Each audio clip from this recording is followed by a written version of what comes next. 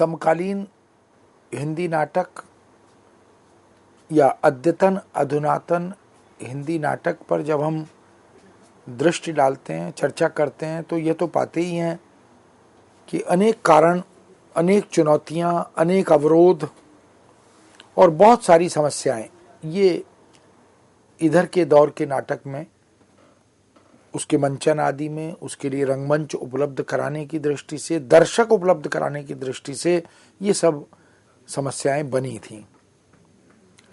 लेकिन नाटककार अपनी प्रतिभा के कारण नाट्य जगत में बहुत सारे उल्लेखनीय नए नए प्रयोग नाटक में करते रहे। इसलिए इन नए प्रयोगों से एक नयापन हिंदी नाटक को मिला। वह जो प्रयोगवादी संस्कृति थी, जो प्रयोगवाद के संदर्भ में जिसका उल्लेख कविता के क्षेत्र में किया भी जाता है, उस प्रयोगशीलता को हम हिंदी नाट्य भूमि के परिप्रेक्ष्य में भी अगर देखें तो ईमानदारी से वो वहाँ भी दिखाई देती है। इस प्रयोगशीलता ने हिंदी नाटक को भी खोजी नाटक बनाया। उसके वस्तु, विषय, पात्र, संवाद आदि, भाषा के तेवर आदि में परिवर्तन करने में एक रचनात्मक भूमिका निभाई। और एक तरह से ये एक नई मनोभूमि का, एक नए धरातल का हिंदी नाटक है जो यहाँ से हमारे सामने उभर कर आता है। इसी कारण इस नाटक से रंग चेतना भी नए तरीके से जुड़ी और रंग चेतना का रिश्ता मौलिक या अनुदित दोनों प्रकार के नाटकों के साथ बहुत जीवंतता के साथ जुड़ गया।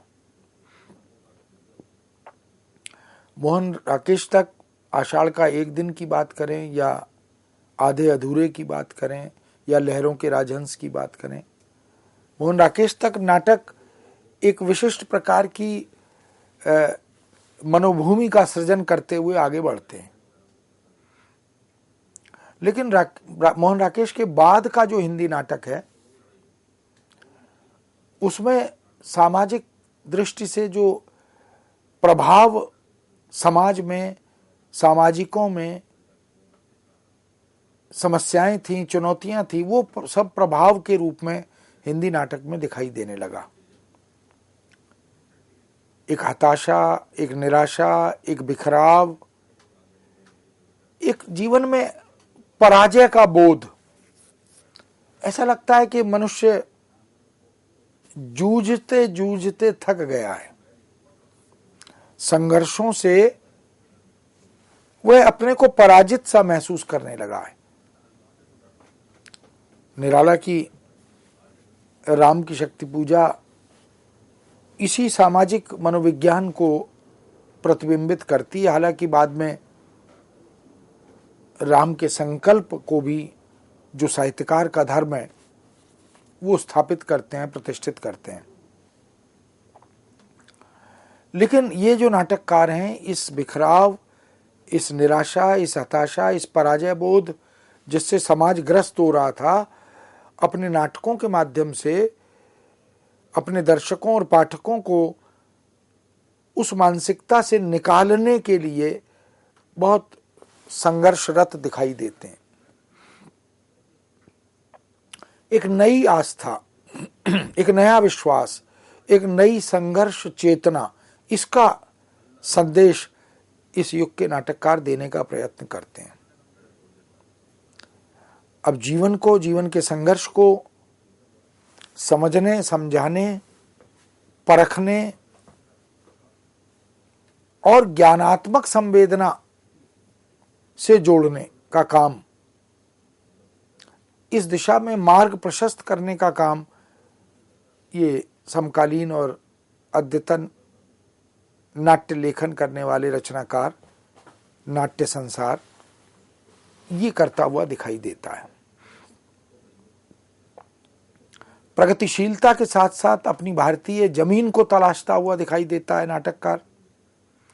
अपनी जड़ों को इसी भारतीय जमीन में जमाने का, रोपने का काम ये नाटककार करते हुए दिखाई देते हैं। एक और अच्छा उल्लेखनीय स्तुत्य परिवर्तन हिंदी नाटक में दिखाई देता है इसी दौर में कि लोक चेतना, लोक संवेदना, लोक जीवन की विभिन्न शैलियां और लोक की ही भाषा, यह भी नाटकों से, चाहे वो मुद्रित माध्यम के रूप में नाटक हो या अभिनेयता की दृष्टि से प्रस्तुत किए गए नाटक हो, उनमें दिखाई देता है।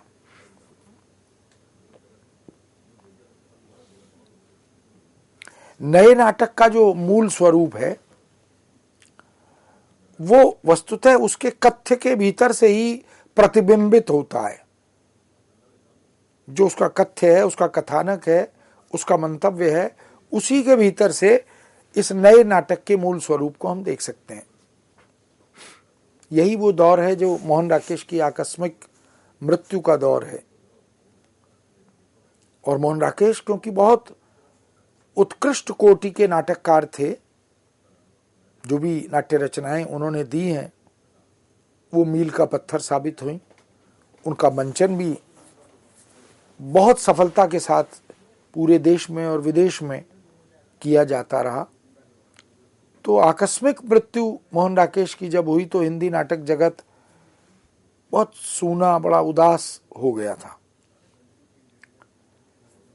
लेकिन तकनीक तो धीरे धीरे बदलती है, आधुनिकीकरण उसके साथ जुड़ता है,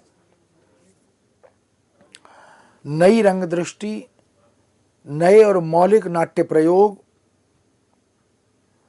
और नाट्य सृजन की नवीन प्रासंगिक और सार्थक संभावनाएं, ये सब आत्मसात करते हुए हिंदी नाटक फिर से पुनर्जीवित हुआ। इस नए दौर के नाटककारों ने नाट्य वस्तु के लिए नए नए मुहावरे भी गढ़े, भाषा के पूरे तेवर को बदल डाला, जिसका बीज वपन आधे अधूरे में मोहन राकेश ने किया भी था। अनेक राजनीतिक संदर्भों को नाटकों के विषय से जोड़ा गया, पुरा पात्र, पुरा कथाओं को जोड़कर उनके साथ व्याख्यायित करने का प्रयत्न किया गया। आधुनिक युग के मानव समुदाय की जीवन शैली के अंतर्विरोध, उसकी असंगतियां और विसंगतियां, उसके तनाव और उसकी चिंताएं, प्रतिकूल स्थितियों परिस्थितियों को नाटककार अपनी नाट्य रचनाओं से, अपने नाट्य कौशल से जोड़ता चला गया। तो नाटक की जो रचना प्रक्रिया थी, उसकी जो कथा वस्तु थी, उसकी जो संवाद योजना थी, उसका जो पात्र नियोजन था, वो एक नए ताने बाने के साथ बुना जाने लगा। ऐसी श्रृंखला में जिन नाटककारों के योगदान को हम याद करते हैं, उसमें भीष्म साहनी का बहुत चर्चित और बहुत महत्वपूर्ण नाटक हानुश है। और दूसरी तरफ कबीरा खड़ा बाजार में भी उन्हीं का एक बड़ा महत्वपूर्ण नाटक है। दोनों नाटकों ने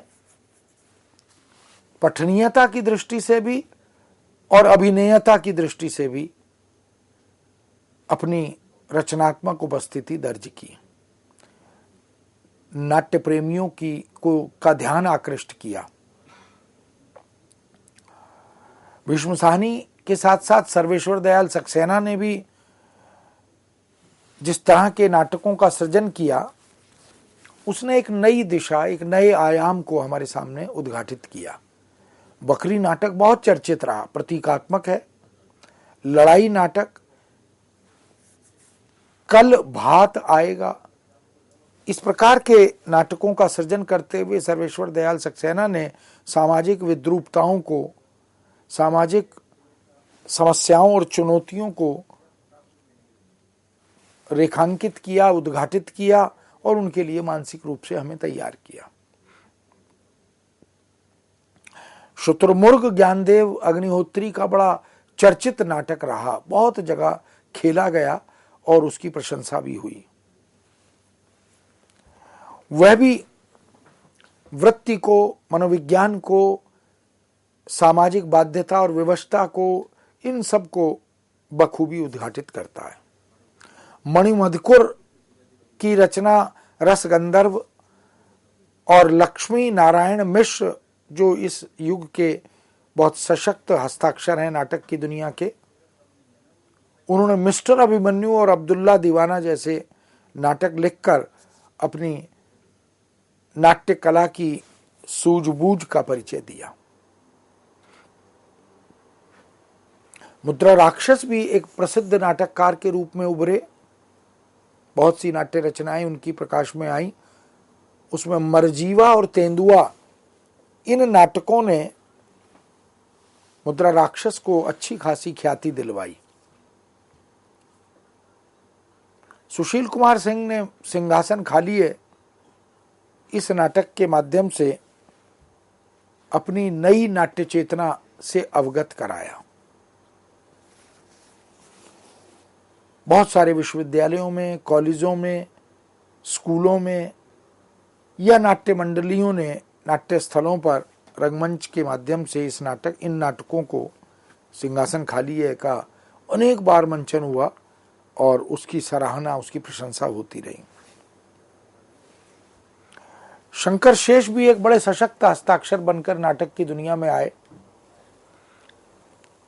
और मिस्टर अभिमन्यु की तरह उन्होंने एक और पूरा चरित्र को, द्रोणाचार्य को लिया और एक और द्रोणाचार्य के नाम से एक बहुत चर्चित नाटक लिखा।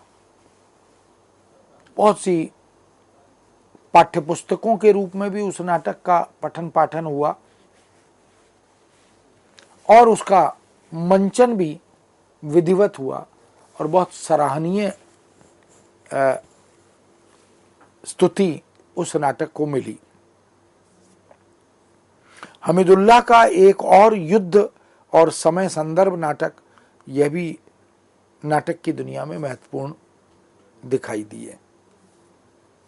प्रशासनिक सेवा में रहने वाले प्रसिद्ध नाटककार जो ऐतिहासिक दृष्टि से नाटकों का सृजन बखूबी करते रहे, दया प्रकाश सिन्हा, बहुत चर्चित नाटक उनका जो अनेक स्नातक स्तरीय और स्नातकोत्तर स्तरीय पाठ्यक्रमों में निर्धारित भी रहा, कथा एक कंस की। उन्होंने भी इतिहास को केंद्र में रखकर अनेक ऐसी भ्रामक धारणाओं को तोड़ने का काम अपनी नाट्य रचनाओं के माध्यम से किया और उनका भी मंचन लगातार, चाहे वो नेशनल स्कूल ऑफ ड्रामा हो या कॉलेजों की नाट्य मंडलियां हों, वो करते रहे। सुरेंद्र वर्मा ने नाटक की दुनिया में एक नए आयाम को खोलने का काम किया। सूर्य की अंतिम किरण से सूर्य की पहली किरण तक उनका बड़ा चर्चित नाटक रहा। सेतुबंध, आठवां सर्ग, ये भी सुरेंद्र वर्मा का जो दृष्टिकोण था नाट्य लेखन का, वो बाकी के नाटककारों से थोड़ा भिन्न था। वो समाज की उन समस्याओं को विशेष रूप से उद्घाटित कर रहे थे जिन पर सामान्यतः लोग बात करने से कतरा रहे थे। मृदुला गर्ग ने भी एक और अजनबी जैसा नाटक लिखा। मृदुला गर्ग कथाकार हैं, बहुत प्रसिद्ध और लब्ध प्रतिष्ठ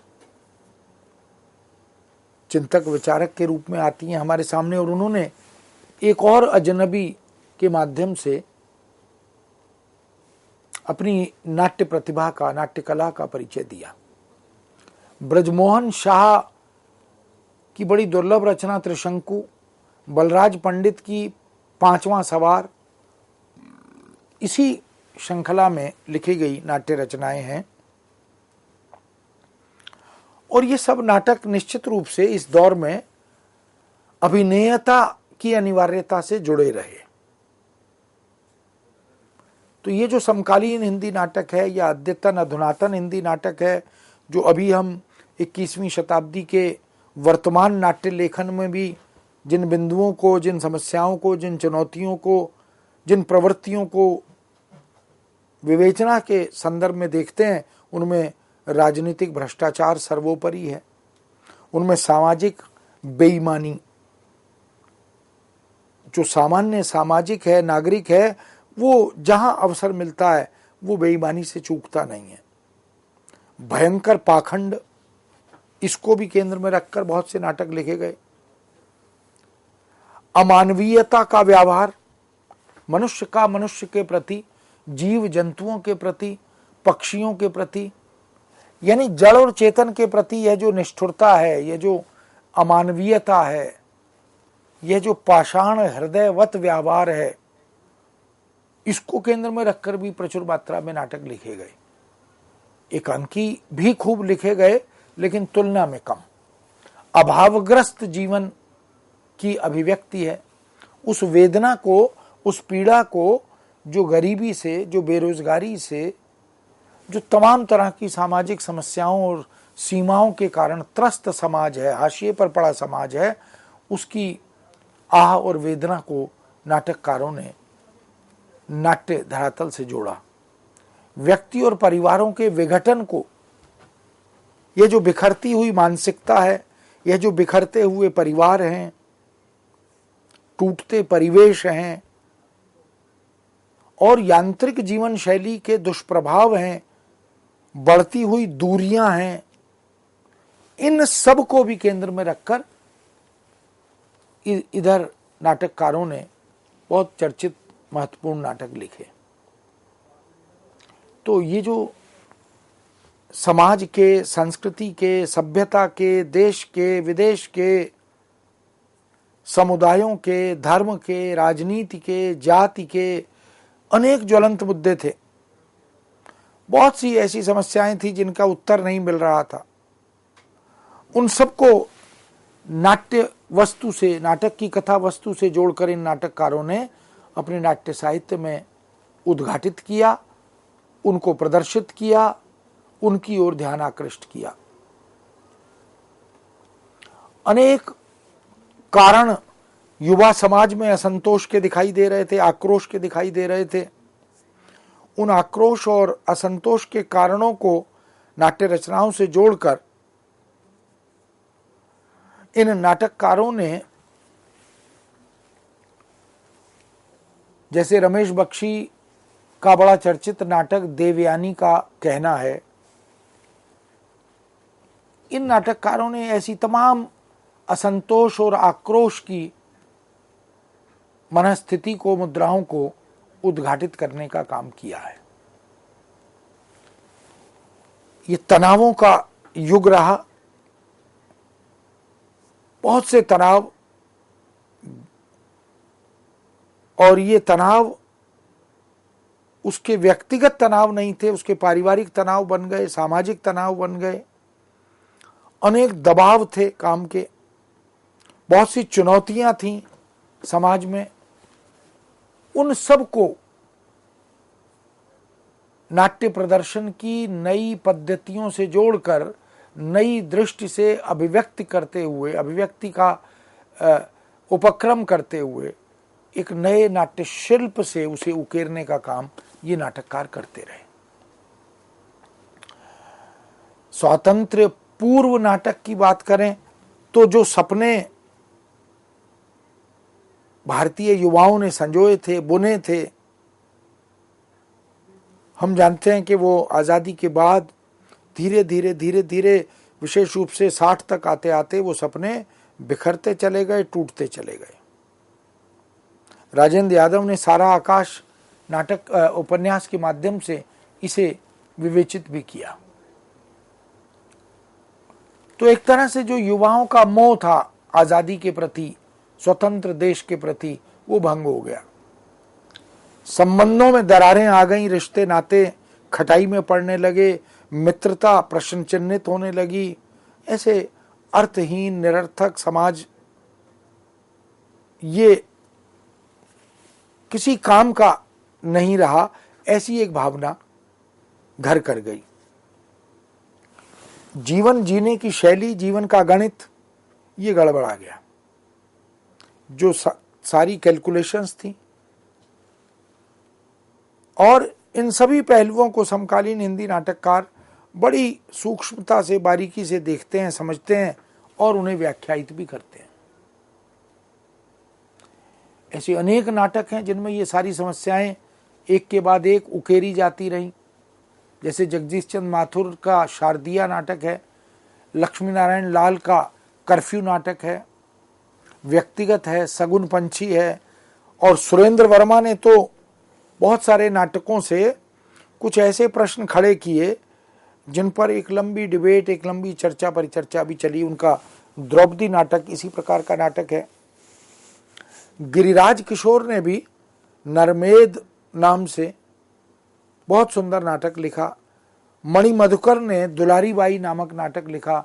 सुशील कुमार ने चार यारों का यार नाटक लिखा।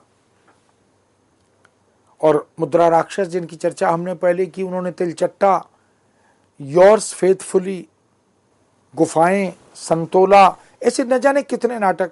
हम नाटकों के शीर्षक से बदलाव की इस धारा को, इस हवा को देख सकते हैं। तिलचट्टा, योर्स फेथफुली। तो मुद्रा राक्षस भी इस नाट्य सृजन की दुनिया में बड़ा काम कर रहे थे।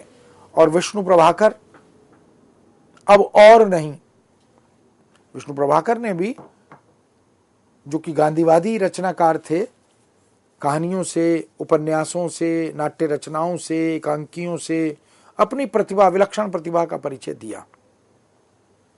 रामकुमार भ्रमर ने तमाशा, पृथ्वीनाथ शास्त्री ने क्रीडनक, शोभना भूटानी ने शायद हाँ, ऐसे बहुत सारे नाटक जो व्यंग्यात्मक शैली में और जो सामाजिक विद्रूपताओं पर व्यंग्य किए गए, उसके माध्यम से जीवन, जगत, समाज की असमानताएं, विषमताएं, मनुष्य के आचरण और व्यवहार में जो दोष पैदा हो गए थे, उनके कारणों को तलाशने, खोजने की कोशिश, ये सब कुछ इस युग के नाटकों में आता रहा। कमलेश्वर ने अधूरी आवाज नाम का एक नाटक लिखा, बहुत चर्चित हुआ। विष्णु प्रभाकर ने युगे युगे क्रांति और टूटते परिवेश जैसे नाटक लिखे। मन्नू भंडारी, जो आपका बंटी से प्रसिद्ध हो गई थी और जिन्होंने बहुत सुंदर सुंदर कहानियां, उपन्यास लिखकर अपनी सारस्वत प्रतिभा का परिचय दिया, उन्होंने बिना दीवारों के घर नाम से एक नाट्य रचना दी। और इसी श्रृंखला में अमृत राय, जो प्रेमचंद के सुपुत्र हैं, उन्होंने चिंदियों की एक झालर इस नाट्य रचना का सृजन करके अपनी साहित्यिक सूझबूझ से हमें अवगत कराया। शंकर शेष का घरौंदा, रमेश बख्शी का वामाचार, गोविंद चातक जो मूलतः शिक्षक थे दिल्ली विश्वविद्यालय के एक कॉलेज में, और उन्होंने नाट्य सृजन की दुनिया में काला मुंह शीर्षक से नाटक लिखकर अपनी उस साहित्यिक अभिरुचि और प्रतिभा का परिचय दिया। इस तरह काम संबंधों की घिनौनी हरकतों को नाटक में पिरोया गया। सुरेंद्र वर्मा की बात अभी हम कर रहे थे। ऐसे और भी बहुत से नाटककार हैं जो फ्रॉइड की काम चेतना को नाटक की वस्तु बनाकर परोसने का काम करते रहे। कहीं पारिवारिक कलह विषय बनी, कहीं मानवीय संबंधों की अर्थहीनता विषय बनी, कहीं मनुष्य के व्यवहार के खोखलेपन को नाटक के पात्रों के साथ जोड़कर अभिव्यक्त किया गया, कहीं दाम्पत्य जीवन में पैदा होने वाले तनावों को नाटककार ने विधिवत कारणों की खोज करते हुए उद्घाटित किया, कहीं यौन विसंगतियों को ये भी नाटक की वस्तु बने। युवा अवस्थाओं में जो विद्रूपताएं, विसंगतियां घर कर जाती हैं, उनकी ओर ध्यान आकृष्ट किया और मानव ने अपनी आकांक्षाओं के लिए दम तोड़ते मानव समुदाय को देखा, लेकिन उसकी मदद नहीं की, वह भी विषय वस्तु बना। और खंडित धुरी वाले परिवार रथ को विषय वस्तु बनाया गया। चीनी और पाकिस्तानी युद्धों के बाद की भारतीय मानसिकता में उभरते हुए देश प्रेम की भावना को भी बहुत सारी नाट्य रचनाओं के साथ जोड़कर अभिव्यक्ति प्रदान की गई। इस तरह हम देख सकते हैं कि अस्तित्ववादी स्वर इस युग के नाटकों में नाटककारों ने अब सामाजिक परिवर्तन के रूप में, एक आस्थावादी दृष्टि के रूप में उसे उद्घाटित करने का काम किया। ज्ञानदेव अग्निहोत्री ने माटी जागी रे, शंकर शेष ने बिन बाती के दीप, लक्ष्मीनारायण लाल ने सुंदर रस, सत्यप्रकाश संगर ने दीप से दीप जले, न जाने कितने नाटक लिखे गए, मंचित हुए, लोकप्रिय हुए। देशभक्ति और राष्ट्रीय चेतना की दृष्टि से भी बहुत सारे नाटकों को प्रस्तुति या पुनर्लेखन के रूप में ज्ञानदेव अग्निहोत्री का नेफा की एक शाम और वतन की आबरू, शिव प्रसाद सिंह का घाटियां गूंजती हैं, रेवती शरण शर्मा का अपनी धरती, रामकुमार वर्मा का जय बंगला, ऐसे नाटक राष्ट्रीय सांस्कृतिक चेतना का उद्घोष करते रहे। इस तरह हम देख सकते हैं कि भारतीय युवाओं, सेनानियों के हृदय में देश प्रेम का संचार करने का और सुंदर प्रतीक योजना के साथ उसकी प्रस्तुति करने का कार्य भी हिंदी नाटक जगत में होता रहा। एक अस्मिता, राष्ट्रीय अस्मिता, सांस्कृतिक अस्मिता को ऐतिहासिक बोध से जोड़कर प्रस्तुत करने का काम इस युग के नाटककारों ने किया। इस तरह इतिहास की समझ और पौराणिक आख्यानों की, पौराणिक चरित्रों की समझ भी मिथकों के माध्यम से भी रचनात्मक प्रस्तुति के साथ उद्घाटित होती रही। तो हमारे देश की वो जो सशक्त परंपरा है, वो जो उज्जवल अतीत भारत का है, उसकी गाथा को पारंपरिक धरोहर से जोड़ते हुए और वर्तमान संदर्भों में उनकी व्याख्या करते हुए, जैसे खजुराहो का शिल्पी, जैसे दया प्रकाश सिन्हा का इतिहास चक्र, लक्ष्मी नारायण भारद्वाज का अश्वत्थामा, जयशंकर प्रसाद का कुरुक्षेत्र का सवेरा, जयशंकर त्रिपाठी का लक्ष्मी नारायण लाल का राम की लड़ाई, नरसिंह कथा, एक सत्य हरिश्चंद्र, नरेंद्र कोहली का शंबूक की हत्या, रेवती शरण शर्मा का राजा बली की नई कथा, सुरेंद्र वर्मा का छोटे सैयद बड़े सैयद, ऐसे बहुत सारे नाटक हैं जिनका उल्लेख हम कर सकते हैं। और 7वें 8वें दशक या उसके बाद के नाटकों में राजनीतिक गति और उस स्थिति को, संघर्ष और उतार चढ़ावों को नाटककारों ने बखूबी पिरोया है। राजनीतिक सिद्धांतहीनता, व्यवस्था तंत्र की जकड़ में फंसे आदमी की विवशता, उसका अकेलापन, यह सब कुछ इन नाटकों में आता रहा। रक्त कमल हो, चतुर्भुज राक्षस हो, पंचपुरुष हो, नागपाश हो, शरद जोशी का एक था गधा उर्फ अलादाद खां, अंधों का हाथी, शंकर शेष का फंदी, बंधन अपने अपने, ऐसे बहुत सारे, अमीरी गरीबी, सुदर्शन चोपड़ा का काला पहाड़, कबीरा खड़ा बाजार में भीष्म साहनी का, रमेश उपाध्याय का पेपर वेट, ये सब रंगमंच की दृष्टि से बहुत सफल नाटक माने जाते हैं। हबीर तनवीर ने भी आगरा बाजार, राजा चंबा और चार भाई जैसे नाटक, और दामाद गांव के नाव, ससुरार मोर नाव दामाद, ख्याल ठाकुर आदि, ये जो बहुत सारे नाटक हैं जिनका उल्लेख किया जा सकता है। तो मित्रों, हम देख सकते हैं कि हिंदी नाटक ने अपने उद्भव और विकास के माध्यम से अपनी नाट्य प्रतिभा का अद्भुत ढंग से परिचय दिया है और समय सापेक्ष परिवर्तन नाटकों में, नाटक की वस्तु में, पात्रों में होता चला गया। इस विषय को अब हम यहीं विराम देते हैं। पुनः हम आपके सामने नए विषय के साथ उपस्थित होंगे। आज्ञा दीजिए। नमस्कार।